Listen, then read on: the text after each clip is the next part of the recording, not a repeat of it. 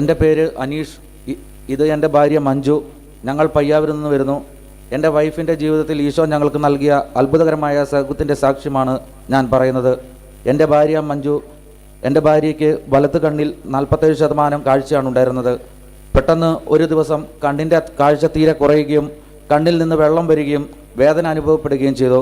ഇതേ തുടർന്ന് ഞങ്ങൾ ഇരിട്ടി ഡിവൈൻ ആശുപത്രിയിൽ പോയി ഡോക്ടറെ കണ്ട് കണ്ണ് പരിശോധിച്ചപ്പോൾ എൻ്റെ ഭാര്യയുടെ വലത് കണ്ണിൽ തിമിരം ബാധിക്കുകയും 47% കാഴ്ച എന്നുള്ളത് 37%ആയി കാഴ്ച കുറയുകയും ചെയ്തു. അപ്പോൾ ആ കണ്ണിൻ്റെ ഞരമ്പിന് തകരാറുള്ളത് കൊണ്ട് ഇരിട്ടി ഹോസ്പിറ്റലിൽ നിന്നും കണ്ണൂർ അശോക ഹോസ്പിറ്റലിലേക്ക് റെഫർ ചെയ്തു. അങ്ങനെ ഞങ്ങൾ കണ്ണൂർ അശോക ഹോസ്പിറ്റലിൽ പോയി അവിടുന്ന് ഡോക്ടർ സ്കാൻ ചെയ്ത് നോക്കിയപ്പോൾ വളരെ പെട്ടെന്ന് ഒരു സർജറി വേണമെന്ന് പറഞ്ഞു. സർജറി ചെയ്തില്ലെങ്കിൽ കണ്ണിൻ്റെ കാഴ്ച നഷ്ടപ്പെട്ടു പോകുമെന്നും ഡോക്ടർ പറഞ്ഞു. കണ്ണിൻ്റെ ഉള്ളിൽ ദൂരക്കാഴ്ചയ്ക്കുള്ള ലെൻസ് വെക്കണമെന്നും ഡോക്ടർ പറഞ്ഞു. അത് ബാംഗ്ലൂരിൽ നിന്നും ലെൻസ് സ്പെഷ്യലായി വരേണ്ടതാണെന്നും അതിന് 2 ആഴ്ച കാലതാമസമുണ്ടെന്നും പറഞ്ഞു. എൻ്റെ ഭാര്യയ്ക്ക് സർജറി ചെയ്യുന്നതിന് മുൻപ് ഞാൻ എൻ്റെ വൈഫിനെ കയ്യിൽ പിടിച്ചുകൊണ്ടായിരുന്നു നടത്തിക്കൊണ്ടിരുന്നത്. അങ്ങനെ എൻ്റെ അമ്മയും അനിയനും എൻ്റെ മകനും കൂടി ആവിലാപ്പള്ളിയിൽ വരികയും അച്ഛനെ കാണുകയും അപ്പോൾ റാബ്സൺ അച്ഛൻ പരിശുദ്ധാത്മാവിൻ്റെ പ്രേരണയാൽ നിങ്ങൾ വിഷമിക്കേണ്ട, സർജറി പറഞ്ഞ ഡേറ്റിൽ തന്നെ നടക്കുമെന്നും റാബ്സൺ അച്ഛൻ പറഞ്ഞു. ബന്ധസ്ഥനായ ഈശോയുടെ ഫോട്ടോ സർജറിക്ക് പോകുമ്പോൾ കയ്യിൽ കൊടുത്ത് വിടണമെന്നും അച്ഛൻ അമ്മയോട് പറഞ്ഞു.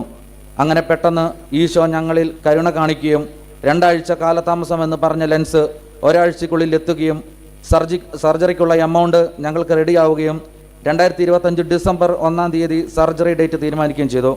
അങ്ങനെ ഞങ്ങൾ ഡിസംബർ 1-ാം തീയതി രാവിലെ കണ്ണൂർ അശോക ഹോസ്പിറ്റലിൽ എത്തുകയും പെട്ടെന്ന് ഡോക്ടർ പറഞ്ഞു ഒന്നുകൂടി കണ്ണ് ടെസ്റ്റ് ചെയ്യണമെന്ന്.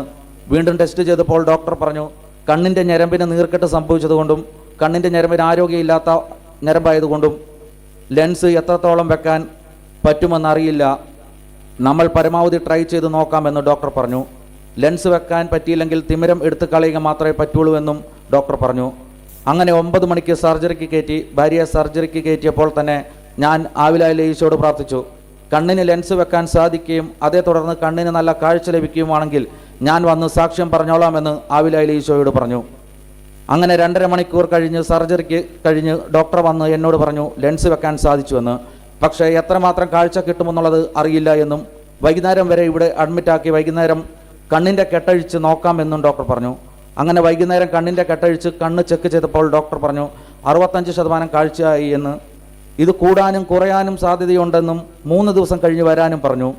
അപ്പോഴും ഞാൻ ആവിലായിലെ ഈശോയോട് കരഞ്ഞു പ്രാർത്ഥിച്ചു, ഈശോയെ ഞാൻ വന്ന് സാക്ഷ്യം പറഞ്ഞോളാം എന്ന് പറഞ്ഞതല്ലേ, ഇനി വരുമ്പോൾ 65%-ത്തിനേക്കാളും കാഴ്ച കൂട്ടണമെന്നും ഞാൻ ആവിലായിലെ ഈശോയോട് പ്രാർത്ഥിച്ചു. അങ്ങനെ 3 ദിവസം കഴിഞ്ഞ് ഞങ്ങൾ വീണ്ടും കണ്ണൂർ അശോക ഹോസ്പിറ്റലിൽ പോവുകയും അവിടുന്ന് കണ്ണ് ടെസ്റ്റ് ചെയ്തപ്പോൾ ഡോക്ടർ പറഞ്ഞു 96% കാഴ്ച ലഭിച്ചെന്ന്.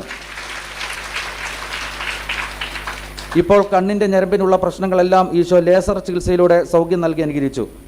എൻ്റെ ഭാര്യയ്ക്കിപ്പോൾ സ്വന്തമായി നടക്കുവാനും ആരും കയ്യിൽ പിടിക്കാതെ നടക്കുവാനും സാധിക്കുന്നു.